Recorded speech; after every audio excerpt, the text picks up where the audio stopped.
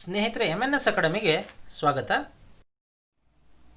ಸ್ನೇಹಿತರೆ, ಇದೇ ಮೊದಲನೇ ಸಾರಿ ನೀವು ನಮ್ಮ ಚಾನಲ್ಗೆ ಭೇಟಿ ನೀಡ್ತಾ ಇದ್ದರೆ ನಮ್ಮ ಚಾನಲನ್ನು ಸಬ್ಸ್ಕ್ರೈಬ್ ಆಗಿ ಹಾಗೆ ಪಕ್ಕದಲ್ಲಿರ್ತಕ್ಕಂಥ ಬೆಲ್ ಬಟನನ್ನು ಕ್ಲಿಕ್ ಮಾಡಿದ್ರೆ ನಾವು ಮಾಡ್ತಕ್ಕಂಥ ಎಲ್ಲ ಹೊಸ ವಿಡಿಯೋಗಳ ನೋಟಿಫಿಕೇಷನ್ ನಿಮಗೆ ತಲುಪತ್ತೆ. ಹಾಗೆ ನಮ್ಮ ಚಾನಲ್ನ ಪ್ಲೇಲಿಸ್ಟ್ನಲ್ಲಿ ಹಲವಾರು ವಿಡಿಯೋಗಳಿದೆ, ಆ ವಿಡಿಯೋಗಳನ್ನೆಲ್ಲ ನೀವು ನೋಡಿ ಅಂತ ಹೇಳ್ತಾ, ಆತ್ಮೀಯರೇ, ದಿನಾಂಕ 20/9/2020 ಹಾಗೂ 21/9/2020 ಈ ಎರಡು ದಿನಗಳ ಪ್ರಚಲಿತ ವಿದ್ಯಮಾನಗಳ ಕುರಿತು ಈ ವಿಡಿಯೋದಲ್ಲಿ ಚರ್ಚೆ ಮಾಡೋಣ. ವಿಡಿಯೋನ ಕೊನೆವರೆಗೂ ನೋಡಿ. ಹಾಗೇನೇ ಈ ವಿಡಿಯೋದ ಕೊನೆಯಲ್ಲಿ ಎರಡು ಪ್ರಶ್ನೆಗಳನ್ನು ಕೇಳಿದ್ದೇವೆ. ಈ ವಿಡಿಯೋನ ಸಂಪೂರ್ಣವಾಗಿ ನೀವು ನೋಡಿದ್ರೆ ಆ ಎರಡು ಪ್ರಶ್ನೆಗಳಿಗೆ ಉತ್ತರಗಳನ್ನ ಕಾಮೆಂಟ್ ರೂಪದಲ್ಲಿ ನೀಡಬಹುದು. ನಿಮ್ಮ ಕಾಮೆಂಟ್ಗಾಗಿ ವೇಟ್ ಮಾಡ್ತಾ ಇರ್ತೀವಿ ಅಂತ ಹೇಳುತ್ತಾ, ಮಾನವ ಬಂಡವಾಳ ಸೂಚ್ಯಂಕ ಹ್ಯೂಮನ್ ಕ್ಯಾಪಿಟಲ್ ಇಂಡೆಕ್ಸ್ 2020ರಲ್ಲಿ ಭಾರತದ ಶ್ರೇಣಿ ಎಷ್ಟು? ಇದಕ್ಕೆ ಸರಿ ಉತ್ತರ ಆಯ್ಕೆ 2, 116. ಹ್ಯೂಮನ್ ಕ್ಯಾಪಿಟಲ್ ಇಂಡೆಕ್ಸ್ 2020 ಮಾನವ ಬಂಡವಾಳ ಸೂಚ್ಯಂಕ, ಇದನ್ನ ವಿಶ್ವ ಬ್ಯಾಂಕ್ ಪ್ರಕಟಿಸುತ್ತದೆ ವಾರ್ಷಿಕವಾಗಿ. ಇದರಲ್ಲಿ ಭಾರತದ ಸ್ಥಾನ 116ನೇ ಸ್ಥಾನ. ಭಾರತದ ಸ್ಕೋರ್ HCL ಸ್ಕೋರ್ 0.50 ಇದೆ. ಈ ಸೂಚ್ಯಂಕದಲ್ಲಿರ್ತಕ್ಕಂತಹ ದೇಶಗಳು 174.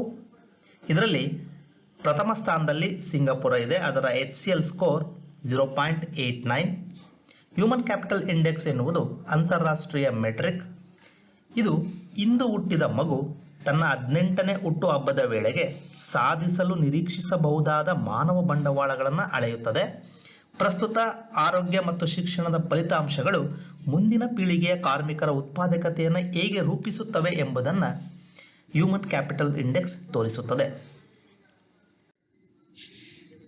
ಸುಸ್ಥಿರ ಅಭಿವೃದ್ಧಿ ಗುರಿಗಳಿಗಾಗಿ ಸಸ್ಟೈನಬಲ್ ಡೆವಲಪ್ಮೆಂಟ್ ಗೋಲ್ಸ್ SDGs 17 ಯುವ ನಾಯಕರ ವಿಶ್ವಸಂಸ್ಥೆಯ 2020ರ ಪಟ್ಟಿ.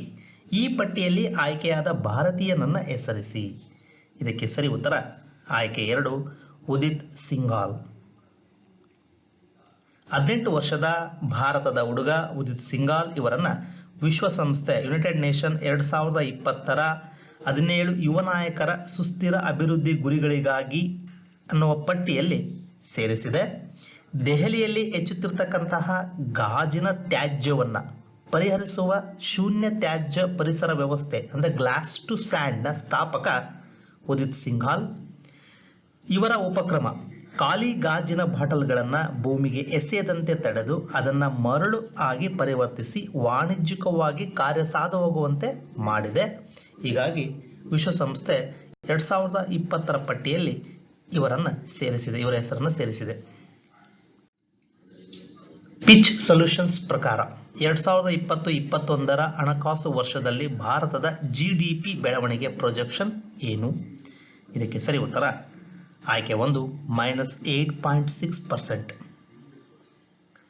ಪಿಚ್ ಸೊಲ್ಯೂಷನ್ಸ್ ಭಾರತದ ಆರ್ಥಿಕ ಬೆಳವಣಿಗೆಗೆ ಅದರ ಮುನ್ಸೂಚನೆಯನ್ನ ಕೆಳಕ್ಕೆ ಪರಿಷ್ಕರಣೆ ಮಾಡಿದೆ. 2020-21ರಲ್ಲಿ ಭಾರತದ GDP 8.6% ಸಂಕುಚಿತಗೊಳ್ಳುತ್ತದೆ, ಅಂದ್ರೆ -8.6 ಎಂದು ಅಂದಾಜಿಸಿದೆ. ಈ ಮೊದಲು ಇದನ್ನ -4.5% ಎಂದು ಅಂದಾಜಿಸಲಾಗಿತ್ತು. ಇದು 2021-2022 ಫೈನಾನ್ಷಿಯಲ್ ಇಯರ್ 2022ರಲ್ಲಿ ವರ್ಷಕ್ಕೆ 5% ಬೆಳವಣಿಗೆಯ ಮುನ್ಸೂಚನೆಯನ್ನ ನೀಡಿದೆ. ಯಾವ ವರ್ಷದಿಂದ ದೇಶಾದ್ಯಂತ 10,500 ಪ್ರಧಾನಮಂತ್ರಿ ಜನೌಷಧಿ ಕೇಂದ್ರ PMBJK ಸ್ಥಾಪಿಸುವ ಗುರಿಯನ್ನು ಭಾರತ ಸರ್ಕಾರ ಹೊಂದಿದೆ? ಇದಕ್ಕೆ ಸರಿ ಉತ್ತರ ಆಯ್ಕೆ 3, ಮಾರ್ಚ್ 2025. ಕೇಂದ್ರ ರಾಸಾಯನಿಕ ಮತ್ತು ರಸಗೊಬ್ಬರಗಳ ಸಚಿವ ಶ್ರೀ DV ಸದಾನಂದ ಗೌಡ ಅವರು 2025ರ ಮಾರ್ಚ್ ವೇಳೆಗೆ ಪ್ರಧಾನಮಂತ್ರಿ ಜನೌಷಧಿ ಕೇಂದ್ರಗಳ ಸಂಖ್ಯೆಯನ್ನ 10,500ಕ್ಕೆ ಹೆಚ್ಚಿಸುವ ಗುರಿಯನ್ನ ಹೊಂದಿದ್ದಾರೆ ಎಂಬ ಮಾಹಿತಿಯನ್ನು ನೀಡಿದ್ದಾರೆ. PMBJK ಇದು ಸಾಮಾನ್ಯ ಜನರಿಗೆ, ವಿಶೇಷವಾಗಿ ಬಡವರಿಗೆ ಕೈಗೆಟಕುವ ದರದಲ್ಲಿ ಗುಣಮಟ್ಟದ ಔಷಧಿಗಳನ್ನು ಒದಗಿಸುವ ಗುರಿಯನ್ನ ಹೊಂದಿದೆ. ಇದರೊಂದಿಗೆ ದೇಶದ ಎಲ್ಲಾ ಜಿಲ್ಲೆಗಳಲ್ಲಿ ಜನೌಷಧಿ ಕೇಂದ್ರಗಳು ಇರಲಿವೆ. ಸೆಪ್ಟೆಂಬರ್ 15, 2020ರ ವೇಳೆಗೆ ಭಾರತದಲ್ಲಿ 6,606 ಜನೌಷಧಿ ಕೇಂದ್ರಗಳಿವೆ. PM ಮೋದಿ ಇತ್ತೀಚೆಗೆ ರಾಷ್ಟ್ರಕ್ಕೆ ಐತಿಹಾಸಿಕ ಕೋಸಿ ರೈಲು ಮೆಗಾ ಸೇತುವೆಯನ್ನು ಯಾವ ರಾಜ್ಯದಲ್ಲಿ ಸ್ಥಾಪಿಸಿದ್ದಾರೆ? ಇದಕ್ಕೆ ಸರಿ ಉತ್ತರ ಆಯ್ಕೆ 4, ಬಿಹಾರ. ಇದರ ಬಗ್ಗೆ ಹೆಚ್ಚಿನ ಮಾಹಿತಿಯನ್ನು ತಿಳಿದುಕೊಳ್ಳೋಣ. ಭಾರತದ ಪ್ರಧಾನಮಂತ್ರಿ ಶ್ರೀ ನರೇಂದ್ರ ಮೋದಿ ಅವರು 2020 ಸೆಪ್ಟೆಂಬರ್ 18ರಂದು ವಿಡಿಯೋ ಕಾನ್ಫರೆನ್ಸ್ ಮೂಲಕ ಭಾರತೀಯ ರೈಲ್ವೆಯ ಐತಿಹಾಸಿಕ ಕೋಸಿ ರೈಲು ಮಹಾಸೇತು ಅಂದರೆ ಮೆಗಾ ಸೇತುವೆಯನ್ನು ರಾಷ್ಟ್ರಕ್ಕೆ ಅರ್ಪಿಸಿದರು. ಇದರ ಜೊತೆಗೆ ಅವರು ಇತರ 12 ಭಾರತೀಯ ರೈಲ್ವೆಗಳನ್ನು ಉದ್ಘಾಟಿಸಿದರು. ಇನ್ನು ಕೋಸಿ ರೈಲು ಮೆಗಾ ಸೇತುವೆ ಇದರ ಉದ್ದ 1.9 ಕಿಲೋಮೀಟರ್. ಇದನ್ನು ನಿರ್ಮಾಣ ಮಾಡಲು ತಗಲಿರುವ ವೆಚ್ಚ 516 ಕೋಟಿ ರೂಪಾಯಿ. ಈ ಯೋಜನೆ ತುಂಬಾ ಮಹತ್ವದ್ದಾಗಿದೆ, ಏಕೆಂದರೆ ಇದು ಭಾರತ ನೇಪಾಳ ಗಡಿಯಲ್ಲಿ ಇರುವುದರಿಂದ. ಕೋಸಿ ರೈಲು ಮಹಾಸೇತು ಇದು ಇಂಡೋ ನೇಪಾಳ ಗಡಿಯಲ್ಲಿ ನಿರ್ಮಲಿ ಮತ್ತು ಬಫ್ತಿಯಾಯಿ ಸರಾಯ್ಗಾ ನಡುವೆ 298 ಕಿಲೋಮೀಟರ್ ಉದ್ದದ ಪ್ರಯಾಣವನ್ನು ಕೇವಲ 22 ಕಿಲೋಮೀಟರ್ಗೆ ಕಡಿತಗೊಳಿಸುತ್ತದೆ. ಇದು 86 ವರ್ಷಗಳ ನಂತರ ಮಿಥಿಲಾ ಮತ್ತು ಕೋಸಿ ಪ್ರದೇಶವನ್ನು ಸಂಪರ್ಕಿಸುತ್ತದೆ. 1934ರಲ್ಲಿ ಭಾರೀ ಪ್ರವಾಹ ಮತ್ತು ತೀವ್ರ ಇಂಡೋ ನೇಪಾಳ ಭೂಕಂಪದ ಸಂದರ್ಭದಲ್ಲಿ ಈ ಪ್ರದೇಶದ ನಡುವಿನ ರೈಲು ಸಂಪರ್ಕ ಕೊಚ್ಚಿ ಹೋಗಿತ್ತು ಮತ್ತು ನಂತರ ಕೋಸಿ ನದಿಯ ಸ್ವಭಾವದಿಂದಾಗಿ ಈ ರೈಲು ಸಂಪರ್ಕವನ್ನು ದೀರ್ಘಕಾಲದವರೆಗೆ ಪುನಃಸ್ಥಾಪಿಸಲು ಯಾವುದೇ ಪ್ರಯತ್ನ ನಡೆದಿರಲಿಲ್ಲ. ಆಜಾದಿ, ಫ್ರೀಡಮ್, ಪ್ಯಾಸಿಸಮ್, ಫಿಕ್ಷನ್ ಪುಸ್ತಕದ ಲೇಖಕರು ಯಾರು? ಇದಕ್ಕೆ ಸರಿ ಉತ್ತರ ಆಯ್ಕೆ 1 ಅರುಂಧತಿ ರಾಯ್. ಬೂಕರ್ ಪ್ರಶಸ್ತಿ ಪುರಸ್ಕೃತ ಲೇಖಕಿ ಅರುಂಧತಿ ರಾಯ್ ಅವರ ಹೊಸ ಪುಸ್ತಕ ಆಜಾದಿ, ಫ್ರೀಡಮ್, ಪ್ಯಾಸಿಸಮ್, ಫಿಕ್ಷನ್. ಈ ಪುಸ್ತಕವನ್ನು ಪೆಂಗ್ವಿನ್ ಬುಕ್ಸ್ ಲಿಮಿಟೆಡ್ ಪ್ರಕಟಿಸಿದೆ. ಬೆಳೆಯುತ್ತಿರುವ ಸರ್ವಾಧಿಕಾರವಾದ ಜಗತ್ತಿನಲ್ಲಿ ವಿಶೇಷವಾಗಿ ಕೊರೋನಾ ವೈರಸ್ ಸಾಂಕ್ರಾಮಿಕ ಸಮಯದಲ್ಲಿ ಸ್ವಾತಂತ್ರ್ಯದ ಅರ್ಥವನ್ನು ಪ್ರತಿಬಿಂಬಿಸಲು ಲೇಖಕಿ ನಮಗೆ ಸವಾಲು ಹಾಕಿದ್ದಾರೆ. ಅಂತಾರಾಷ್ಟ್ರೀಯ ಇಕೋ ಲೇಬಲ್ ಬ್ಲೂ ಫ್ಲಾಗ್ ಸರ್ಟಿಫಿಕೇಶನ್ಗಾಗಿ ಭಾರತದ ಎಷ್ಟು ಕಡಲ ತೀರಗಳನ್ನು ಆಯ್ಕೆ ಮಾಡಲಾಗಿದೆ? ಇದಕ್ಕೆ ಸರಿ ಉತ್ತರ ಆಯ್ಕೆ 3 8. ಇಕೋ ಲೇಬಲ್ ಬ್ಲೂ ಫ್ಲಾಗ್ ಸರ್ಟಿಫಿಕೇಶನ್ಗಾಗಿ ಭಾರತದ 8 ಕಡಲ ತೀರಗಳನ್ನು ಶಿಫಾರಸು ಮಾಡಲಾಗಿದೆ. ಬ್ಲೂ ಫ್ಲಾಗ್ ಪ್ರಮಾಣ ಪತ್ರವು foundation for environment education Denmark ನೀಡಿದ ಅಂತಾರಾಷ್ಟ್ರೀಯ ಮಟ್ಟದಲ್ಲಿ ಗುರುತಿಸಲ್ಪಟ್ಟ ಪರಿಸರ ಲೇಬಲ್ ಆಗಿದೆ. ಬ್ಲೂ ಫ್ಲಾಗ್ ಕಡಲ ತೀರಗಳನ್ನು ವಿಶ್ವದ ಸ್ವಚ್ಛ ಮತ್ತು ಆರೋಗ್ಯಕರ ಕಡಲ ತೀರಗಳಿಗೆ ಮಾನದಂಡವೆಂದು ಪರಿಗಣಿಸಲಾಗಿದೆ. ಈ ಘೋಷಣೆಯನ್ನು ಸೆಪ್ಟೆಂಬರ್ 18ರಂದು ಕೇಂದ್ರ ಪರಿಸರ ಮತ್ತು ಅರಣ್ಯ ಮತ್ತು ಹವಾಮಾನ ಬದಲಾವಣೆ ಸಚಿವ ಪ್ರಕಾಶ್ ಜಾವಡೇಕರ್ ಅವರು ವರ್ಚುವಲ್ ಕಾರ್ಯಕ್ರಮವೊಂದರಲ್ಲಿ ಮಾಡಿದ್ದಾರೆ. ಇನ್ನು ನೀಲಿ ಧ್ವಜ ಪ್ರಮಾಣೀಕರಣಕ್ಕಾಗಿ ಆಯ್ಕೆ ಮಾಡಲಾದಂತಹ 8 ಕಡಲ ತೀರಗಳೆಂದರೆ ಗುಜರಾತ್ನ ಶಿವರಾಜ್ಪುರ್, ದಮನ್ ಡಿಯುನಲ್ಲಿ ಗೋಗ್ಲಾ, ಕರ್ನಾಟಕದಲ್ಲಿ ಕಸರ್ಕೋಡ್ ಹೊನ್ನಾವರ ತಾಲೂಕಿನಲ್ಲಿ ಬರುತ್ತೆ ಇದು ಬೀಚ್ ಮತ್ತು ಪಡುಬಿದ್ರಿ ಬೀಚ್, ಕೇರಳದ ಕಪ್ಪಾದ್, ಆಂಧ್ರ ಪ್ರದೇಶದ ಋಷಿಕೊಂಡ, ಒಡಿಶಾದ golden beach, Andaman ನಿಕೋಬಾರ್ನ Radhanagar beach. ಕಡಲ ತೀರಗಳ ಆಯ್ಕೆಯನ್ನ ಪ್ರಖ್ಯಾತ ಪರಿಸರವಾದಿಗಳು ಮತ್ತು ವಿಜ್ಞಾನಿಗಳು ಒಳಗೊಂಡ ಸ್ವತಂತ್ರ ರಾಷ್ಟ್ರೀಯ ತೀರ್ಪುಗಾರರ ತಂಡ ಮಾಡಿದೆ. 2020ರ ಡೇಟನ್ ಸಾಹಿತ್ಯ ಶಾಂತಿ ಪ್ರಶಸ್ತಿಯ ಜೀವಮಾನದ ಸಾಧನೆ ಪ್ರಶಸ್ತಿಯನ್ನು ಯಾರಿಗೆ ನೀಡಲಾಗಿದೆ? ಇದಕ್ಕೆ ಸರಿ ಉತ್ತರ ಆಯ್ಕೆ 2 ಮಾರ್ಗರೆಟ್ ಅಟ್ವುಡ್. ಮಾರ್ಗರೆಟ್ ಅಟ್ವುಡ್ ಕೆನಡಾದವರು 2020ರ ಡೇಟನ್ ಸಾಹಿತ್ಯ ಶಾಂತಿ ಪ್ರಶಸ್ತಿಯ ಜೀವಮಾನ ಸಾಧನೆ ಪ್ರಶಸ್ತಿಯನ್ನು ಗೆದ್ದಿದ್ದಾರೆ. ಶಾಂತಿ, ಸಾಮಾಜಿಕ ನ್ಯಾಯ ಮತ್ತು ಜಾಗತಿಕ ತಿಳುವಳಿಕೆಯನ್ನು ಬೆಳೆಸುವಲ್ಲಿ ಸಾಹಿತ್ಯದ ಶಕ್ತಿಯನ್ನು ಈ ಪ್ರಶಸ್ತಿ ಆಚರಿಸಿದೆ. ಇದು ಯುನೈಟೆಡ್ ಸ್ಟೇಟ್ಸ್ನ ಸಾಹಿತ್ಯ ಪ್ರಶಸ್ತಿ. ಮಾರ್ಗರೆಟ್ ಅಟ್ವುಡ್ ಅವರ ಕಾದಂಬರಿ ದಿ ಹ್ಯಾಂಡ್ಮೇಡ್ಸ್ ಟೇಲ್ ತುಂಬಾ ಪ್ರಸಿದ್ಧವಾಗಿದೆ. ಅಂತಾರಾಷ್ಟ್ರೀಯ ಸಮಾನ ವೇತನ ದಿನ ಇಂಟರ್ನ್ಯಾಷನಲ್ ಈಕ್ವಲ್ ಪೇ ಡೇ ಯನ್ನು ಯಾವ ದಿನ ಆಚರಿಸಲಾಗುತ್ತದೆ? ಇದಕ್ಕೆ ಸರಿ ಉತ್ತರ ಆಯ್ಕೆ 4 18 ಸೆಪ್ಟೆಂಬರ್. ಅಂತಾರಾಷ್ಟ್ರೀಯ ಸಮಾನ ವೇತನ ದಿನವನ್ನು ಮೊದಲ ಬಾರಿಗೆ 2020ರ ಸೆಪ್ಟೆಂಬರ್ 18ರಂದು ಆಚರಿಸಲಾಗಿದೆ. ಅಂತಾರಾಷ್ಟ್ರೀಯ ಸಮಾನ ವೇತನ ದಿನ 2020ರ ಥೀಮ್ ವೇತನ ಇಕ್ವಿಟಿಯನ್ನು ಖಾತರಿಪಡಿಸುವ ಮೂಲಕ ಕೆಲಸದ ಉತ್ತಮ ಭವಿಷ್ಯವನ್ನು ಮರಳಿ ನಿರ್ಮಿಸುವುದು. Building back a better future of work by ensuring pay equity. UN general assembly September 18ಅನ್ನು ಅಂತಾರಾಷ್ಟ್ರೀಯ ಸಮಾನ ವೇತನ ದಿನವನ್ನಾಗಿ ಆಚರಿಸುವ ನಿರ್ಣಯವನ್ನು ನವೆಂಬರ್ 15 2019ರಂದು ಅಂಗೀಕರಿಸಿತ್ತು. ಇದನ್ನು ಸಮಾನ ವೇತನ ಅಂತಾರಾಷ್ಟ್ರೀಯ ಒಕ್ಕೂಟ ಈಕ್ವಲ್ ಪೇ ಇಂಟರ್ನ್ಯಾಷನಲ್ ಕೋಯಲೇಷನ್ ಪರಿಚಯಿಸಿತು. 55ನೇ ವಯಸ್ಸಿನಲ್ಲಿ ಕೋವಿಡ್-19 ಕಾರಣದಿಂದಾಗಿ ನಿಧನರಾದ ಅಶೋಕ್ ಗಸ್ತಿ ಯಾವ ರಾಜ್ಯದ ಸಂಸದರಾಗಿದ್ದರು? ಇದಕ್ಕೆ ಸರಿ ಉತ್ತರ ಆಯ್ಕೆ 1 ಕರ್ನಾಟಕ. ಕರ್ನಾಟಕದ ಬಿಜೆಪಿ ರಾಜ್ಯಸಭಾ ಸದಸ್ಯರು ಅಶೋಕ್ ಗಸ್ತಿ ತೀವ್ರ ಕೋವಿಡ್-19 ನ್ಯೂಮೋನಿಯಾದಿಂದ ನಿಧನ ಹೊಂದಿದರು. ಅವರ ವಯಸ್ಸು 55. ಅವರು ಜುಲೈ 22, 2020 ರಾಜ್ಯಸಭೆಯ ಸದಸ್ಯರಾಗಿ ಪ್ರಮಾಣ ವಚನ ಸ್ವೀಕರಿಸಿದ್ದರು. ಅವರು ವೃತ್ತಿಯಲ್ಲಿ ವಕೀಲರಾಗಿದ್ದರು. ಬಿಜೆಪಿಯ ಮಾಜಿ ಪ್ರಧಾನ ಕಾರ್ಯದರ್ಶಿಯಾಗಿದ್ದವರು. ಗಸ್ತಿ ಕರ್ನಾಟಕದ ಹಿಂದುಳಿದ ವರ್ಗ ಅಭಿವೃದ್ಧಿ ನಿಗಮದ ಅಧ್ಯಕ್ಷರಾಗಿಯೂ ಸೇವೆ ಸಲ್ಲಿಸಿದ್ದರು.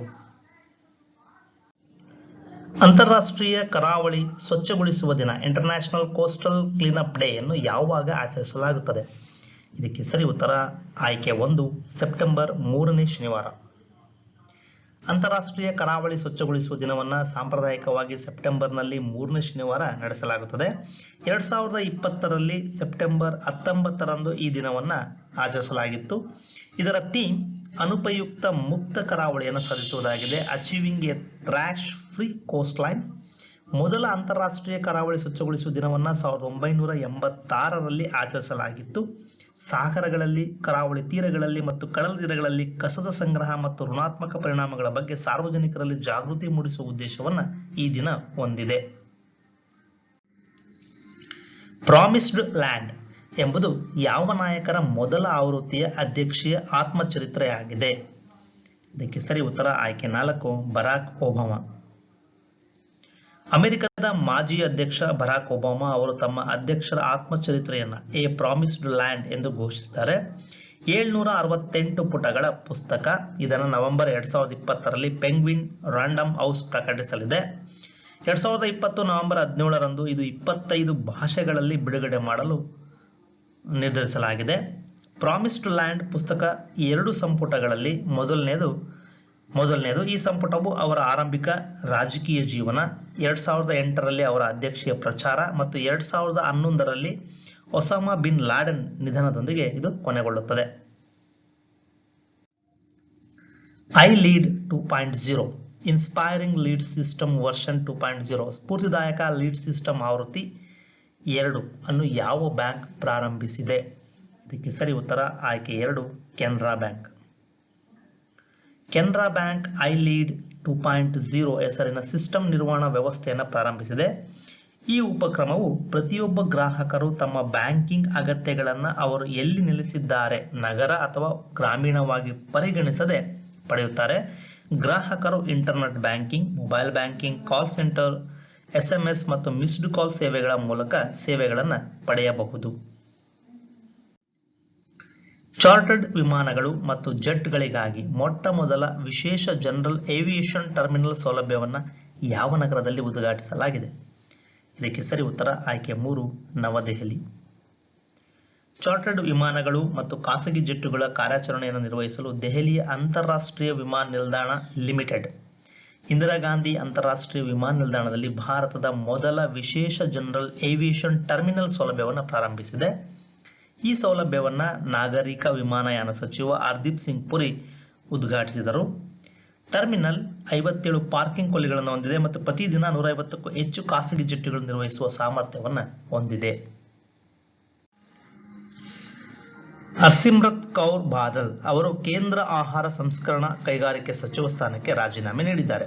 ಸಚಿವಾಲಯದ ಹೆಚ್ಚುವರಿ ಉಸ್ತುವಾರಿಯನ್ನು ಯಾರಿಗೆ ನೀಡಲಾಗಿದೆ? ಇದಕ್ಕೆ ಸರಿ ಉತ್ತರ ಆಯ್ಕೆ 1 ನರೇಂದ್ರ ಸಿಂಗ್ ತೋಮರ್. ಆಹಾರ ಸಂಸ್ಕರಣಾ ಕೈಗಾರಿಕಾ ಸಚಿವಾಲಯದಲ್ಲಿ ಕೇಂದ್ರ ಸಚಿವರಾಗಿ ಸೇವೆ ಸಲ್ಲಿಸುತ್ತಿದ್ದಂತಹ ಶಿರೋಮಣಿ ಅಕಾಲಿ ದಳ ಮುಖಂಡ ಹರ್ಸಿಮ್ರತ್ ಕೌರ್ ಬಾದಲ್ ಅವರು 2020 ಸೆಪ್ಟೆಂಬರ್ 18ರಿಂದ ಜಾರಿಗೆ ಬರುವಂತೆ ಕೇಂದ್ರ ಸಚಿವರ ಪರಿಷತ್ತಿಗೆ ರಾಜೀನಾಮೆ ಘೋಷಿಸಿದ್ದಾರೆ. ನರೇಂದ್ರ ಸಿಂಗ್ ತೋಮರ್ ಅವರು ಆಹಾರ ಸಂಸ್ಕರಣಾ ಕೈಗಾರಿಕೆಗಳ ಸಚಿವಾಲಯದ ಹೆಚ್ಚುವರಿ ಉಸ್ತುವಾರಿಯನ್ನು ವಹಿಸಲಿದ್ದಾರೆ. ವಿವರಗಳ ಪ್ರಕಾರ ಕೇಂದ್ರದ ರೈತ ವಿರೋಧಿ ಸುಗ್ರೀವಾಜ್ಞೆಗಳು ಮತ್ತು ಶಾಸನಗಳನ್ನು ವಿರೋಧಿಸಿ ಬಾದಲ್ ರಾಜೀನಾಮೆ ನೀಡಿದ್ದು, ಇದು ಪಂಜಾಬ್ ಮತ್ತು ಹರಿಯಾಣಾದ್ಯಂತ ರೈತರ ಪ್ರತಿಭಟನೆಗೆ ಆ ಸುಗ್ರೀವಾಜ್ಞೆಗಳು, ಶಾಸನಗಳು ಕಾರಣವಾಗಿವೆ. ಲೋಕಸಭೆ 2020 ರೈತರ ಉತ್ಪಾದನಾ, ವ್ಯಾಪಾರ ಮತ್ತು ವಾಣಿಜ್ಯ ಪ್ರಚಾರ ಮತ್ತು ಸೌಲಭ್ಯ ಅಂದರೆ trade and commerce promotion and facilitation bill 2020 ಮಸೂದೆ ಮತ್ತು ಬೆಲೆ ಭರವಸೆ ಮತ್ತು ಕೃಷಿ ಸೇವೆಗಳ ಮಸೂದೆ 2020 ರೈತರ ಸಬಲೀಕರಣ ಮತ್ತು ಸಂರಕ್ಷಣೆ empowerment and protection agreement on price assurance and farm service bill 2020 ಒಪ್ಪಂದವನ್ನು ಲೋಕಸಭೆ ಅಂಗೀಕರಿಸಿದೆ. ಇಂದಿನ ರಸಪ್ರಶ್ನೆಗಳು: ಮೊದಲನೇದು ಮಾನವ ಬಂಡವಾಳ ಸೂಚ್ಯಂಕ ಹ್ಯೂಮನ್ ಕ್ಯಾಪಿಟಲ್ ಇಂಡೆಕ್ಸ್ 2020ರಲ್ಲಿ ಯಾವ ದೇಶವು ಅಗ್ರಸ್ಥಾನದಲ್ಲಿದೆ? ಎರಡನೇದು ಫಿಚ್ ಸೊಲ್ಯೂಷನ್ಸ್ ಪ್ರಕಾರ 2021-22ರ ಹಣಕಾಸು ವರ್ಷದಲ್ಲಿ ಭಾರತದ GDP ಬೆಳವಣಿಗೆ ಪ್ರೊಜೆಕ್ಷನ್ ಏನು? ಸ್ನೇಹಿತರೆ, ಈ ಎರಡೂ ಪ್ರಶ್ನೆಗಳಿಗೆ ಉತ್ತರಗಳನ್ನು ಕಾಮೆಂಟ್ ರೂಪದಲ್ಲಿ ನೀಡಿ. ನಿಮ್ಮ ಕಾಮೆಂಟ್ಗಾಗಿ ನಾವು ವೆಯ್ಟ್ ಮಾಡ್ತಾ ಇರ್ತೀವಿ ಅಂತ ಹೇಳುತ್ತಾ ಇದುವರೆಗೂ ಈ ವಿಡಿಯೋ ನೋಡಿದಂಥ ಎಲ್ಲರಿಗೂ ಧನ್ಯವಾದಗಳು. ಮತ್ತೆ ನಾಳಿನ ಪ್ರಚಲಿತ ಘಟನೆಯೊಂದಿಗೆ ಮತ್ತೆ ಭೇಟಿಯಾಗೋಣ. ಮತ್ತೊಮ್ಮೆ ಧನ್ಯವಾದಗಳು.